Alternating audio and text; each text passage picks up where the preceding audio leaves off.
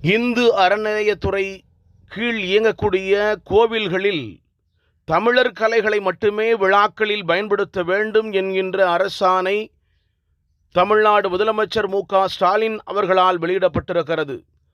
ஆனால் அந்த அரசாணையை மீறக்கூடிய அமைச்சர் பெருமக்கள் இன்றைக்கு பெருகிவிட்டார்கள்.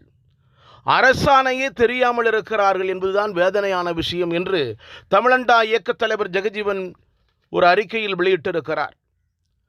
தமிழர் நாட்டில் தமிழர் கலைகள் பயன்படுத்தப்பட வேண்டும், தமிழர் உணவுகள் பயன்படுத்தப்பட வேண்டும், தமிழர் மருத்துவம் பயன்படுத்தப்பட வேண்டும் என்பதே தமிழண்டா இயக்கத்தின் கோரிக்கையாக இருக்கிறது. மேலும் குடமுழுக்கு தமிழிலே சடங்குகள் நடத்தப்பட இருக்கிறது.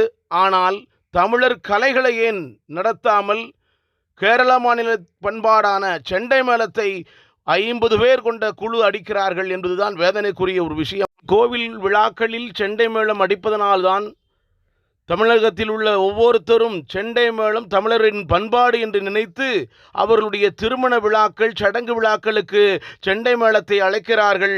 தமிழர் கலைகளை புறக்கணிக்கிறார்கள். தமிழர் கலைகளை புறக்கணிப்பதற்கு மூல காரணம் இந்த அரசியல்வாதிகள், அமைச்சர்கள் தான் என்று வரலாறு சொல்லுகிறது. தமிழரின் அடையாளங்களை தமிழனை அழிக்கலாமா?